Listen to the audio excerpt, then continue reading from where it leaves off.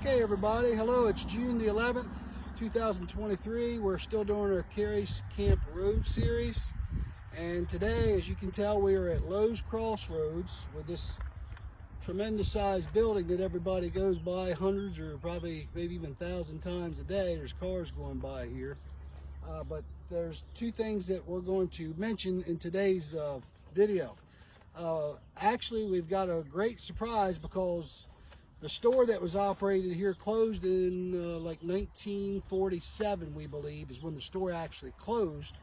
But we're actually going to be able to go inside the store after we shoot this little bit outside. So we've got some history to tell you first. This home slash store slash hotel was built supposedly in the 1860s to 1870 time period, and we get a lot of our documentation from a story here that Kendall Jones wrote for the Laurel Historical Society about this building and his life as he grew up in this area. So I guess as a special treat, Kendall is actually here today and will be inside the store telling us what he remembers in the 1930s when he lived here, but he was only 11 years old or younger because he ended up moving to town after that. Kendall's a well-known local historian in town, and I believe he was born in 1926, which is going to put him about 96 or 97 years old. I don't want to get him too older than what he is, but I believe he's 96 or 97. He's very sharp and remembers a lot of things considering how young he was. A couple things before we go inside that I wanted to tell you. The picture that I originally showed a porch which wraps around the building, at least on these two sides. And what doesn't show in the picture, or you can't see it, that I did not realize until today, is on that very corner of the house or store, right where the sign is, there was two double doors, and that's where you would enter the building in. You can't see it from the outside, but when we go inside, it's still there, and it's a wood frame door, double door, and it's amazing how well it looks, considering this store's not been operating for over, well, almost 75 years or more. So we're going to talk about that, and then also we're going to talk about Selby's store. Andrew Selby, or Andrew Selby was his actual name, but everybody called him Ander. And that would have been over here on 24, right before you get to where you turn off to go to Lowes Crossroads. It'd be right before you get to the curve, there where the woods is. And there's a lot of stuff happening there. Some things Kendall doesn't even remember because he moved to town, like I say, in the late 1930s, and things happened after that point, such as there was, believe it or not, there was a drive-in movie theater here. There was a stage for a country music show here, and I've been told by some people that have passed that names like Minnie Pearl or even Grandpa Jones in their younger days sang here. Also, there was a ball field here, a ball field where I guess a lot of times the Negro Leagues would come here, and there'd be a ball game, I guess, on a Saturday or Sunday afternoon, and it must have been a pretty big eventful area, you know, considering where we are. But anyway, we've got the Selbys are going to be here. Two of Andrew Selby's grandchildren are going to be here, and that will be Paul Selby and Clyde Selby. And Paul's the oldest, and Clyde's either the youngest or next to it. So Clyde doesn't remember a whole lot, but Clyde is a local historian as well, and we've invited them inside the house to tell their story. And when we go inside, of course, the traffic here is going to be horrific. So we're going to go inside and shut the door. It's very dark inside, so we put a spotlight up just to spotlight to help so we can light up the room a little bit. And you're going to notice it's sort of a little, you know, it's stuff being stored in there that has nothing to do with the store. But when you look, the shelves are still there, the countertops are there. You know, you have to use your imagination a little bit, but considering they just shut the doors 80 years ago, and nothing's really happened since then. It's amazing it's probably still in this good a shape. So anyway, we'll go to the side door is how we're going to enter today. And I believe everybody watching this will definitely learn something that you did not know. I mean, I have, I'm sure you will as well, and especially when we hear the stories from Mr. Jones and the Selbys. Thank you. Okay, guys, we're going to come inside now. This is not the door that you would have entered in the early 1900s, but we're going to explain that a little bit. So I've got a few people to introduce inside, and it's going to be a little dark, but we've got a little light, which is not the best. But Matt, come on in, and we're going to shut this door to try to keep traffic noise down. So first of all, I'll introduce a few people. This is my son, Bryce. Hello. Bryce hunts down information for me. This is Mr. Paul Selby. And Paul Selby's grandparents had a store right across the field here, which we'll talk about soon enough. And this is his son Clyde, his brother Clyde. So they're here representing the Selby family. And then of course we've got Don over here. Don, which you recognize from some other videos we've done. And then our special guest over here in the corner is Mr. Kendall Jones, which we're going to base a lot of our story on today. So Kendall, we're tickled to death to have you here with us. You don't know how much we really appreciate this, and we're really excited to hear you tell your story about what happened in Lowes Crossroads back in the early days. So go with it. Well, I suppose my memories start probably in 1930 or so that's probably the 10-year period that I'm speaking of when I knew the store. And of course, I only came in the double doors here at the end, and they were across the corner of the store, and there were two screen doors as well as the two doors. And when you came in, I was looking at the ceiling. So many things hung. But as soon as you came in, there was a big table here. And we had boots and galoshes and overshoes and shoes for the entire family. And then there was a table here piled with overalls and I think denim jackets and underwear, and I don't know, you could not see the shelves on the other side of that. And on those shelves, first thing that I think I remember back there was wallpaper. I don't know how much they stocked, but there was wallpaper and paste, and then paints. I remember one color that practically every tent at Careys Camp would have rockers painted this apple green, which was kind of a light, bright green. So everybody did a fresh paint job before camp season. And then after the wallpaper and the paint, and along here about the middle, somewhere I see we had a stovepipe. So somewhere here we had a big wood stove, and there were some benches. There was one right against that counter, and maybe a couple chairs.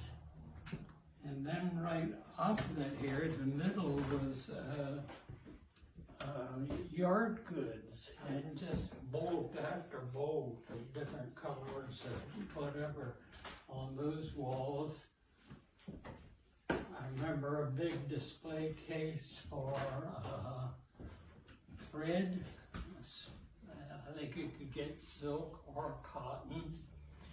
And right here in front of the window was a container for cold drinks. I don't know, but maybe it was just operated during the summer months. But of course we had an ice man who delivered, and would just put big chunks of ice in there and water, and somehow he could control. And I remember there was a floor hole in the floor when they wanted to release some water from that tank. And my first memory, they only had a choice maybe of an orange drink and a grape it and Coca-Cola in a green glass. And I do remember some of that, just in that period, in his early 30s, was when Pepsi-Cola came out with that big 12-ounce bottle. And that was a big deal to get one here. Of course, you couldn't take a bottle home, you had to, unless you paid 2 cents deposit. And so that was cold water to reach into for a drink. I don't remember anyone else working here except Miss Harrison, who lived across the street. And she was the only other person, maybe Jeanette a little bit, but not very much. Things hanging on the walls all over the place. Wash tubs, I remember, tin wash tubs. Horse collars? All kinds of farm implements, rakes and a hose and a shovel and a spade, maybe chains. And I looked for somehow, I don't know how they were hung, but over this table with the overalls, there were always things hanging from the ceiling. And at that time there were gas lights in here. I don't know when those electric lights came. I don't think we got electricity till sometime in the 40s. But I remember being in the building before the big sale in 2010, and there were piles of gas pipes up in one of the upstairs rooms. So I do remember that they flickered. It was a stem would come down from the ceiling and then had a crossbar like an upside down T, and there were lights on either end of that. So back here to after the yard goods over here on this side, I think then it must have started with canned goods. But we didn't use a lot of canned goods. Most everyone canned their own produce, tomatoes, peaches, and whatever, beans. But there were canned foods behind there. I know there was next was a counter, a covered can, a penny counter case. Next followed from the sewing thread and those things. Chains and whatever. When we get back to the back counter, I remember that there were bins. I wonder if they're still there, because they had different size nails in them. And I could stand on those and see over the counter as my mother made her purchases there. A big old hand-operated cash register, usually always a big round of cheese. And Mr. Truitt seemed to know just how much to cut off for a pound or whatever people ordered. The rooms behind, I was never back there when this was a store, but I know if you brought eggs to be traded in, he went in that room in back and counted them out for you. Or I remember my father in those 30 years bringing huckleberries that he and then his brother harvested down in Burnt Swamp, and Mr. Truitt would put those in like strawberry crates, put them in the baskets, and of course then he would take that crate of berries to town and sell them. Kendall, didn't they buy strawberries as well? They had strawberry tickets here they would give you for if you brought strawberries in or something like that in the day? I don't think strawberries were ever brought here. 'Cause Okay. we had strawberry patches, but we took our berries directly to market in Laurel. Okay. And of course, then they were shipped by train, you know. But I do remember he sold strawberry crates, and he also used those when we had quantities of huckleberries, not blueberries, but we called them huckleberries. They were wild blueberries. So strawberries would have been a major crop. I mean, most people grew strawberries. Yeah. Most people, or if you if you didn't grow them, you went to the farms that did have them and made sure they were picking. I remember that I didn't go to school until the first load of strawberries went to be sold.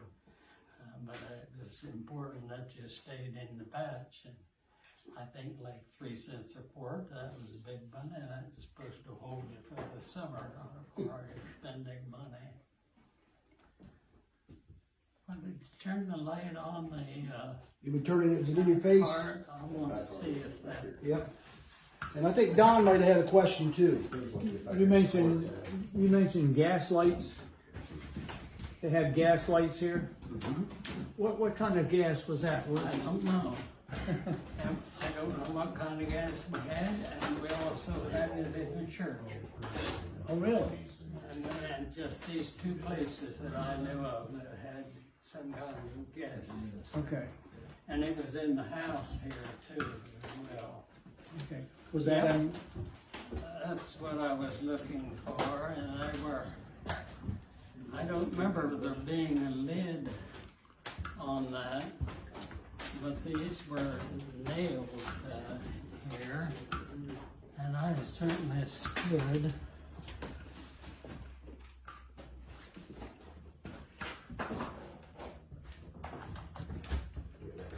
Yeah, I certainly stood on that beside my mother while she was doing her shopping.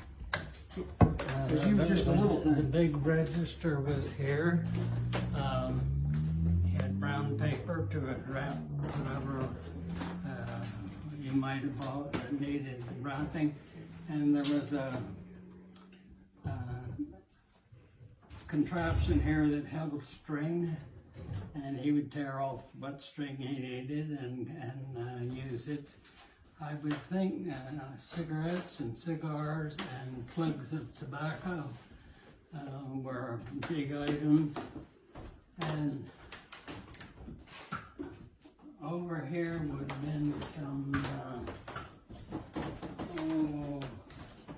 maybe some sweet things like cinnamon buns and that sort of thing. Some bread, I guess, but not too much, because most people did make their own bread and furnish their own biscuits and whatever, just as our family did. I assume he purchased flour and sugar in bulk and weighed it out in the rooms here in the back, because he would get packages and it would be in these brown paper bags and tied with a string. And especially those 2 items, I remember it going to there, as well as counting out your eggs there. We didn't use it too much for the way of canned good, because everyone did their own home canning. Somewhere I saw in one of the ledgers a dozen quart jars for $1. I don't know how that figures for today's prices, but I assume that was pretty cheap. And of course, you used them over and over. So I had another question. So what do you know about the history of like the people who would stay all night and all? There used to be people would stay here like a, I don't know if you call it a hotel, but back in the day, people used to stay here, correct? Traveling salesman. Traveling salesman. Yes. Evidently, traveling salesmen would come to Laurel by train, bring a horse and buggy, and go out practically every community had a store, or church, generally in a school. And anyway, Mr. Truitt provided a place for them to stay at night on the 3rd floor over the living quarters for the Truitt family. And there was an outside stairway from the front porch that went up to the 2nd floor. And there was a room there that evidently, I assume Miss Hetty Selby did a lot of the cooking for this family. And she probably was the cook for these people that stayed over. And there was a room there that appeared to be, had a table and so forth where these people could stay at night. And then up on the 3rd floor, there was a row of rooms. I don't know, the 4 or 5 of them still there. And they were furnished for these traveling salesmen to stay over at night. I assume they would have had a bed, and when I was in this building before the sale, there were a lot of what we call wash stands. So I imagine there'd been one in every room with a wash bowl and pitcher and a slop jar. And so that's where, and last time I was up there still were pencil numbers beside each of those doors, 1, 2, 3, and 4, so you knew which room you were rented into.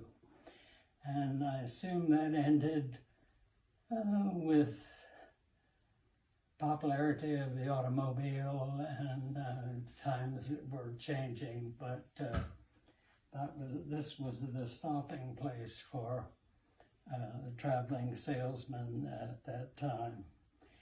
At some point there was a gasoline tank added.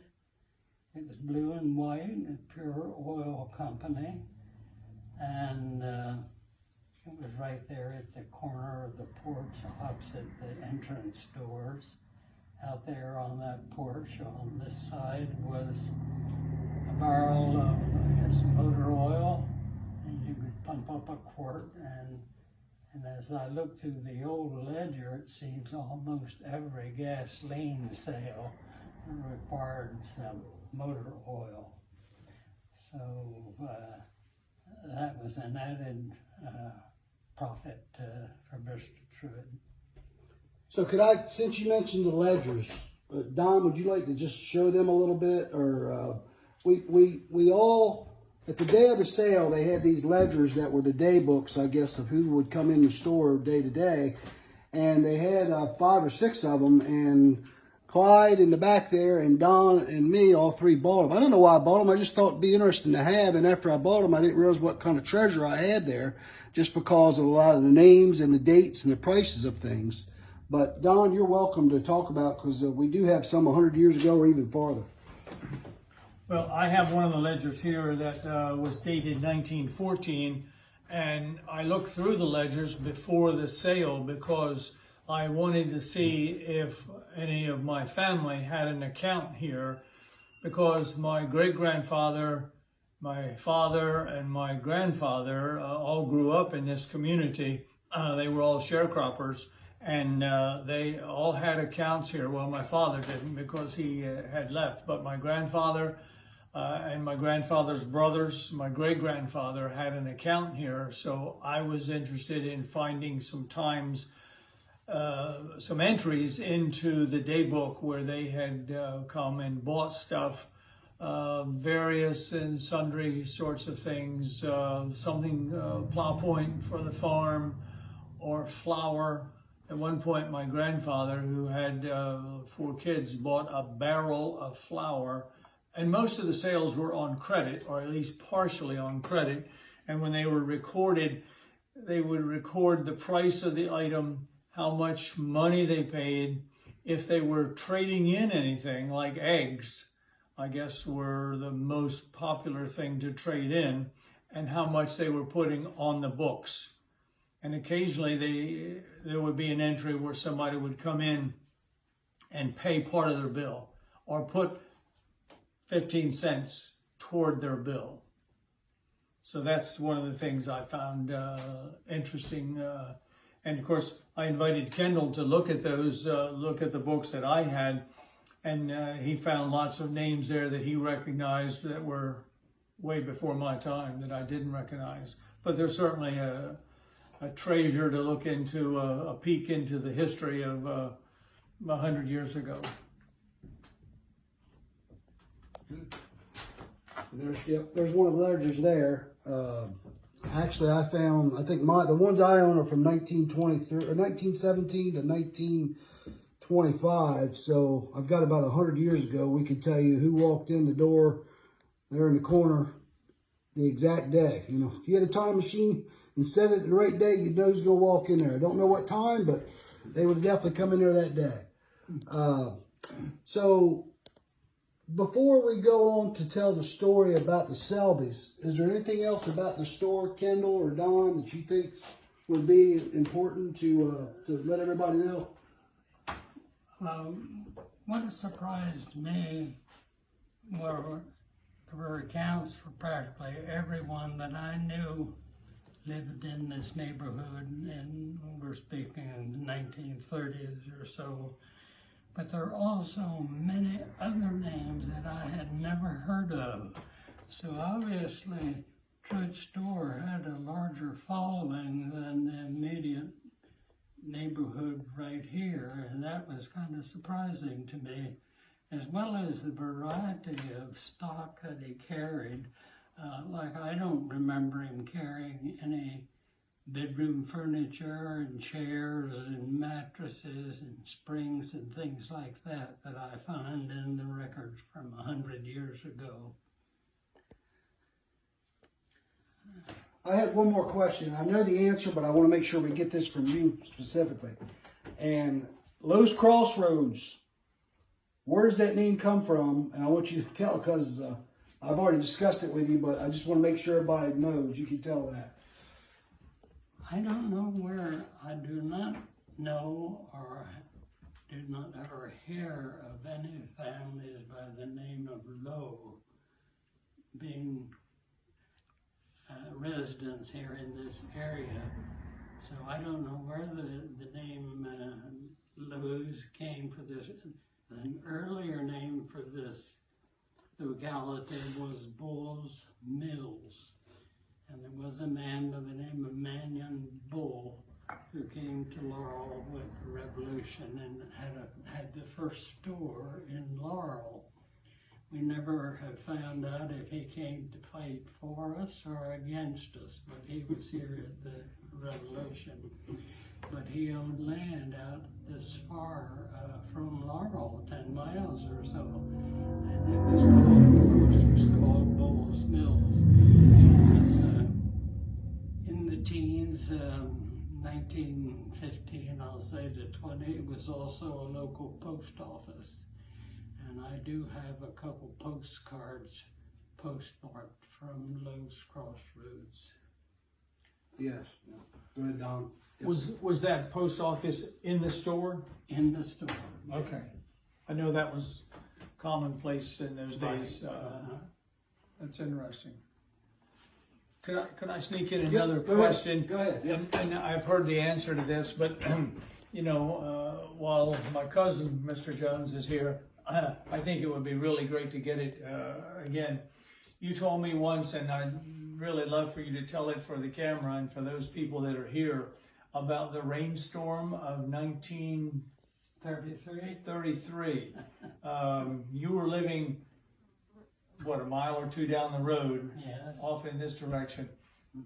Tell us about that rainstorm, because I think that's worth getting on film. Well, it was August of 1933, and I don't remember, you know, the exact days that it rained and continued to rain. And of course, at that time, ditch tax was a popular thing for the local farmers so that their fields would drain.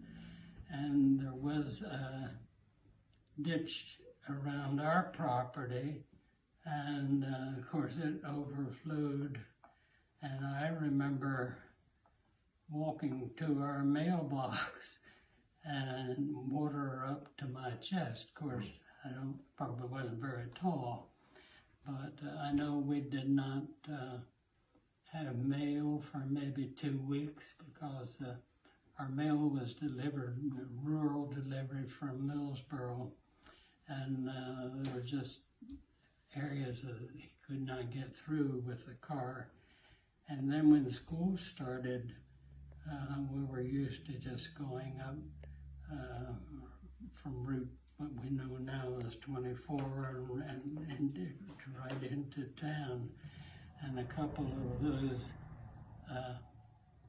bridges had washed out in Laurel, and Mr. Tom Whaley was our bus driver, and he had to make detours to get us to school when school did start in September. Is that what you had? Yes. I thought it was amazing. So 33, you were born in 26, so you would have been 7 years old. Yeah. So if water was up to your chest, you know, you didn't live in a valley. No. So water covered the farms for what? I guess just as my father used to say, the Indians built on the highest ground. So I guess our old house had been built. I remember the ground, the barn, and the surrounding maple trees were dry, but just as you walked away, and it was probably several hundred feet to the mailbox, and these were all dirt roads, nothing paved until you got to Route 24, which was the only paved road in our area at that time. All right, well, we're going to stop the video here, and we're going to readjust, and then we're going to come back with the Selbys in just a few minutes. So thank you. Okay, now we're still here at the Kendall Store, and our next speakers here are going to be the Selby brothers, and they are here because their grandfather had a store right across the field here, right on the last curve on Laurel Road before you would turn off to go to Lowes Crossroads. So I've always heard stories about it from, again, my elders, but I've never seen any pictures, but the stories are very interesting to know what happened in this area. I mean, this was not a town, but it almost seems like it almost became a town just because of what was here and the action that happened. But anyway, this is Paul. This is Mr. Clyde, and actually Mr. Clyde was my school bus driver for a while, as was his father, Mr. Paul, so I've known these guys for my whole life. So Paul, if you want to start and just talk about anything you remember and go with it. I can start from later years than Mr. Jones. I started this life in 1945. And so as a youngster, I remember being at my grandfather's store, visiting with my dad. My mom would stop by once in a while. We would go in and on our way elsewhere. And the thing that I remember is how the store was set up. I don't have it drawn yet, but I intend to get it drawn because that's a historical thing that I want to pass on also to my family in terms of what that looked like and what it was about. There were shelves, there were cabinets, there was counters, and in the corner, what I've heard much about is that jukebox that was there where the weekend folks came in and I guess they had a good time. The jukebox, of course, in the daytime you could come in and put your money in also and play music while transactions were being made. I remember playing with the children who lived there also because there was a family that also lived there that had been there for some period of time with my grandparents. And so having fun with those children also made it really good to visit because then there was something to do while the older folks were having conversation. And I heard Mr. Jones talk about that building across the street, which I learned recently about, which was and had been a car dealership. I remember it as the garage where my father and friends would come and work on their vehicles in that building. And also there was a staircase that went up to a loft where a gentleman lived up there. And there's also mention of a gas pump. And I remember pumping gas as a little older person at 19 cents per gallon. And I think about that today and it's like, wow. Anyway, there was, in the back of the building, my grandfather was a junk dealer. He also ran the store and also was in the junk business. And right beside that store, there was a road and it turned and went into the woods. And that road went all the way back to the field. And back there, I do remember there being a little booth, and apparently it was for a collection of monies maybe, as people were going into baseball games or going in to see a show at the stage area back there. I don't remember it, I just remember hearing about it. But in my high school days, my father did create a softball team on which I played when my brother, Clarence Page, and I were both on that same team with other schoolmates and older persons also who played on that team. So that was an experience that I actually know something about. And I'll let Clyde add into there because I know he knows more about the busing business than I do also. Well, I was born in April 1954, and I'm a lot younger than my brother. And a lot of things I do not know, I'm just by hearsay. But I do remember as a young boy going down when Dad had to go to the store to visit my grandmother and grandfather, that I always would like to be one of the first ones in the car to go down there because I like going in the store. We'd always get treats, and we always had fun playing with the other kids that lived there also. I do faintly remember the long lane going back to the Ball Diamond, but I also remember all the old cars that my grandfather he was a junk dealer. And also remember my grandfather always having some, what they call big bad dogs. I mean, they were like guard dogs. You were there, you were, ooh, I mean, they were like Great Danes to me because I was such a little boy, but you would never get close to those dogs. They had the big, long, thick chains. I mean, they were really security. They would secure the property very well. But as a youngster, I really enjoyed going down to the store. I remember going in, like I say, it was an open floor, the jukebox, and the rooms were on the side, and then in the back was where my grandmother lived, residence, and the kitchen, that type of thing. And we go out the back door and go to the junkyard and remember a barn where grandfather stored things. But I really enjoyed coming down to the store.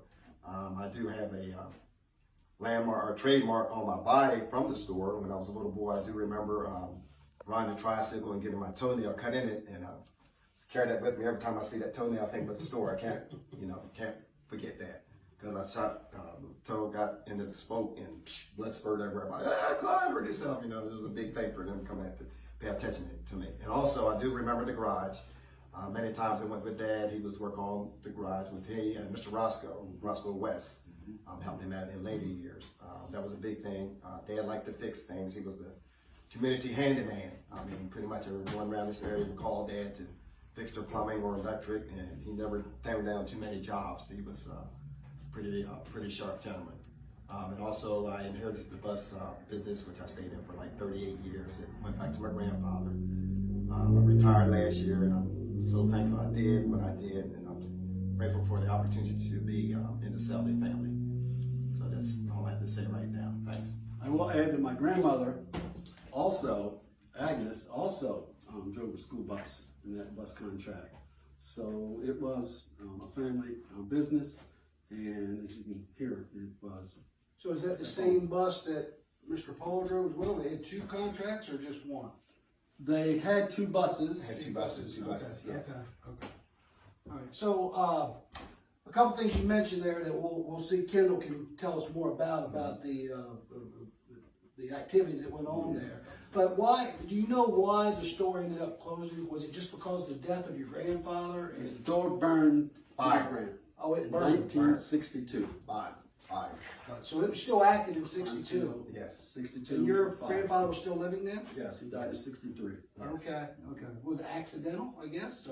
They never really, at this point, I didn't hear anything more about it. I'm guessing it was accidental. Okay. Because there was. And the sad thing about it is, once they moved from the store, they moved on the house where Mr. John Collins, the big house there, Careys property. Careys property, and also that they had a fire there. Then my grandmother had to leave there, and also the garage had a fire. So it was like, we lost a lot of history, you know, with the pictures and the records and that type of thing. So, but thank God everybody was safe. That was the blessing, all of it. But all 3 locations had fires. One of the things I've heard throughout time is of people who went to that store and had fond memories also. And because of this community, there was not only people of color who frequented that store, and also had accounts there as well. And that's right across the street. But I've heard about that. That's sort of neat. You know, you got 2 stores right isolated each other, and really, they sounds like they had a lot of the same items. I'm sure there's some where they didn't offer mechanic services here, but the only difference would be race. But I don't really hear much about. I even talked to somebody in church this morning that said they only went to Andrew Selby store. They never came here. And, you know, it's a great way to be. You know, it sounds like a very nice community back in the day. Well, I know back in the day, I've had several people at work, this has been several years ago, saying that when I tell them my last name is Selby, they say, "Oh, did your grandfather have a store?" And they remember them young kids, if it had not been for my grandfather, I guess, lending some flour, giving them some flour or sugar, back in the Depression, back in the day, they don't know how their family would have made with that. My grandfather. I've heard my uncle say for a fact that he said during the Depression, he said you could not get flour and stuff, and he said somehow you get an Andrew Selby store. That's what I'm talking about. Yes, I've heard that story. Yes. So, True. Kendall, would you like to enlighten us on some more things that you remember, and maybe we'll talk about some of the things that were going on over there? I don't know. Well, you know, was never any problem about color. But the Selbys and their other relatives had been here. Well, I know there's a record of a George Selby who was a chair maker, had a business here, and he did a set of chairs for my grandparents when they married in 1884, and I have one of those. Wow. He was also known for his split oak baskets, and I don't have any of those, but I know someone who does, and his came from a family that ran the store here before Mr. Truitt. And so, you know, it was just that Andrew didn't have the variety of merchandise that Mr. Truitt did, but he had the convenience things, and you went there just as quickly as you would come here. Anything about like the stage where they used to have country music shows or the baseball fields? Do you remember any of that at all? I just remember baseball out here in the field, and that would have been early. I mean, this would have been early 30s. And I don't remember anything about shows. How about a drive-in movie theater? No. You don't remember that either? But I was left here when I was 11 and lived with an aunt in Laurel, so I didn't have the contacts that I'd had for my first 10 years. Right. Yeah, because I heard from my uncle who lived, well, just down the road here. He would tell me about these country music shows that were here, and they had names such as Minnie Pearl and Grandpa Jones as young singers. He mentioned them by name, so I'm pretty sure that probably happened. And then even someone at church this morning told me, it was Marie Whaley told me that she can remember when they had the drive-in movie theater, and they actually had a speaker that you would put on your window. So that's probably when you had moved to town. I'm guessing it was after that time period. I don't know how long. I'm guessing this was like 1940 or somewhere in that period. Probably was. Right. Because I don't remember before I was born. Yeah. I saw remnants of the stage area still there, but I don't remember when it was active. I just remember when they played ball out here in the field, and evidently there was a Negro league. Negro baseball league, yes. Yeah, Different. because I mean there were regular games and there were visitors. I mean people that had cars, even there was flirting. I just remember we kids sitting on a board perched on 2 peach baskets. But there was a bit of a grandstand or a sitting area, but not for little people. Well, it's definitely worth mentioning that I've heard several people also say how good of a ball player your father was. I hear he was a very good pitcher. Now, you say your grandfather was a catcher. He was a catcher too, on the same team? Same team. So they knew all the signals, right? They knew each other. Like I said, my grandfather would get down there, they put on, I think it's kind of like a little show or some people like that, Yeah. Come on, Paul, bring her on, and that's how people told me that kind of stuff, Right. Throw her in here, or Kurt, like they paid, Dad, he was a good pitcher. I mean, this, Yeah. you hear different things. That's just, Yeah, that sounds like a fun time. It was. Yeah. There's a book on the history of Millsboro that was written, and in there is the mention of my father and grandfather Yes, being there is. local baseball players. That was Aubrey Murray. That's as I correct, recall. Aubrey Murray. And he worked for Collins and Ryan. Okay. And he did a couple books. And I had those and loaned them to someone, which you should never do if you want to buy them. And I wish I had those because I know there was quite a good mention of Paul and that his dad pitched to him, for him to practice. Don? Well, I'm glad to learn about that. Aubrey Murray was a good friend of mine, and I think I have all his books, but I didn't know that was in there, so I'll go home and check that out. Yeah. But I just wanted to mention, in the name of congeniality in those years, I mentioned that my grandfather lived here as a sharecropper, and somehow he saved enough money to buy a farm about 5 miles west of Millsboro. He died in 1951, and I can remember visiting him, and I can remember going there for hog killing. And I can remember hog killing was kind of a community event where people from the community would come and help out. And that's the first time I ever met this guy. He came with his family, and 51, I was born in 43, so I was 6 years old, maybe 7. And that's the first time I met him, that his family came over to help my grandfather with hog killing. And I remember when they had the sale, my grandfather's sale, 51, 52, somewhere in there, your whole family came over, and I can remember we kids were out playing.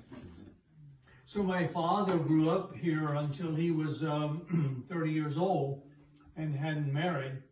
So he, after the store was closed, he went to Andrew Selby's store. So we lived, our farm was right down the road, 2 or 3 miles, 4 miles maybe. So occasionally when we were gonna buy groceries, we would come to Andrew Selby's store. So I was somewhat familiar with the store. Later on, of course, we didn't come, but I can remember coming and playing with the kids in the store there, back in the early 50s. Yes. For sure. Anyway, just wanted to add that. Thank you. Well, unless anybody has anything else to say, I told you there was a lot to tell. There's a lot of stories, and we talked for probably half an hour before we started doing this video. So once again, we still have a couple of things we'd like to talk about another time. We still want to talk about the church and the school in this area. And the school, of course, will be, your father ended up having a bus route around here sometime. So it ties into you guys too. But anyway, that's all for today. So did you have anything else, Kendall? No, thank you. All right, we appreciate you coming out. I appreciate everybody coming out because I really look forward to today, just getting this on some sort of video for historical purposes. Well, I wanted to personally thank you for your effort and time and showing interest in this area. Well, Bryce Because once it's gone, it's gone. Bryce got me hooked. Bryce got me started. So right. Like I say, if you knew this years ago, hindsight, you would have some grandparents. Yes, and they're not here. Right. And we might have had some pictures or something if we didn't have all the fires and Right. stuff, you know, like I said, Yes. you know, Yeah. with stuff that, you know. And I do have a few pictures I'll be posting as well of this building back in the early 1900s and maybe even 1800s. I've got 3 pictures here I'll post later. Okay. So, but anyway, thanks a lot. Thank Thank you. you. Thank you. Appreciate it. Yep.